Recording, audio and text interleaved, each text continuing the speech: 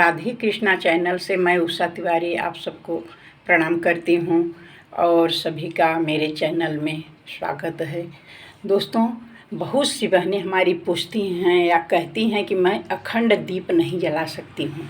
अखंड दीप जलाने के बाद उसको संभालना बहुत मुश्किल है।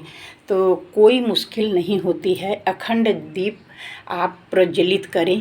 अगर कभी भूल से भी वो बुझ जाता है या ठंडा हो जाता है तो इसमें कोई घबराने की बात नहीं है। आप फिर से उसको प्रज्वलित कर लें, लेकिन उसके लिए आपको थोड़ा सा सतर्क रहना होगा कि अखंड दीप जो है वो ठंडा न होने पाए। और दीप को ज़रूर आसन दें। देखिए, ये एक पात्र रखें, उसमें चावल रख के और उसमें स्वास्तिक बना करके ही दीपक को प्रज्वलित उसमें दीजिए और उसके बाद प्रज्वलित करिए मंत्रों द्वारा। अगर नहीं आता है, दीप का मंत्र ये है, शुभम करोति कल्याण आरोग्यम धन संपदा शत्रु बुद्धि विनाशाय दीप ज्योतिर्नमोस्तुते। तो दोस्तों, इस तरह से आप अगर मंत्र भी नहीं बोल सकते हैं तो ये दीप ज्योतिर्नमोस्तुते ये बोल सकते हैं। ये बोल के आप दीप प्रज्वलित कर लें। अगर अपने आप कर रहे हैं, अगर ब्राह्मण को बुला करके आप करवा रहे हैं तो इसमें कोई दिक्कत नहीं है, इतना सोचने की बात नहीं है। और अपने आप कर रहे हैं तो उसकी विधि मैं बता रही हूँ। दीप को संभाले रहने के लिए एक सहायक दीप भी होना चाहिए। देखिए, ये सहायक दीप है, इसको आप बना करके रख दीजिए।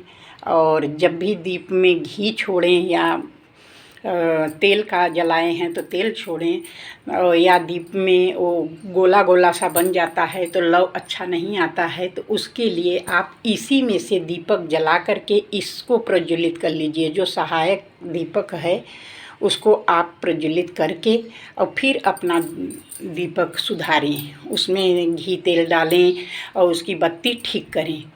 इससे क्या होगा कि आपका दीप अखंड बना रहेगा और उसमें कोई वो नहीं रहेगा। और फिर जब आप बना लीजिए तो फिर यहीं से जो सहायक दीपक में आप करे हैं उसमें से लौ लेकर के फिर इसी में से लौ लेकर के इसमें आप प्रज्वलित कर दें। इससे आपका अखंड दीप बना रहेगा और इसमें कोई डर नहीं है। अगर भूल से कभी ठंडा भी हो जाता है तो इसमें भय नहीं मानना चाहिए कि अब हमारा अनिष्ट हो गया और हमारे घर में कुछ बीत जाएगा। ऐसा मानिए कि कोई अनिष्ट था और वो हट गया। तो दोस्तों, इस तरह से आप दीप संभाल सकते हैं। और अगर ये सोचें कि हमें बाहर जाना है, दीप कैसे जलेगा, निश्चिंत हो करके जाइए, सब माँ पर छोड़ करके।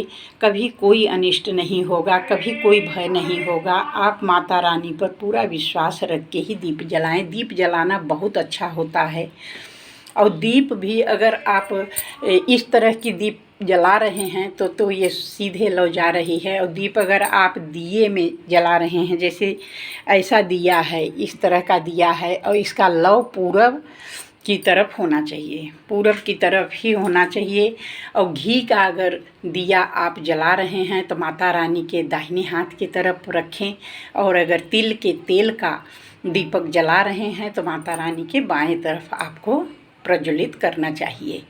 तो राधे राधे दोस्तों, अगर आपको हमारी ये जानकारी अच्छी लगे तो आप लाइक शेयर अवश्य करें। नए हो तो सब्सक्राइब करना ना भूलें। अखंड दीप जलाना चाहिए, घर में समृद्धि सुख शांति बनी रहती है। इसलिए आप लोग सब लोग ज़रूर अखंड दीप जलाएं। जय माता दी दोस्तों।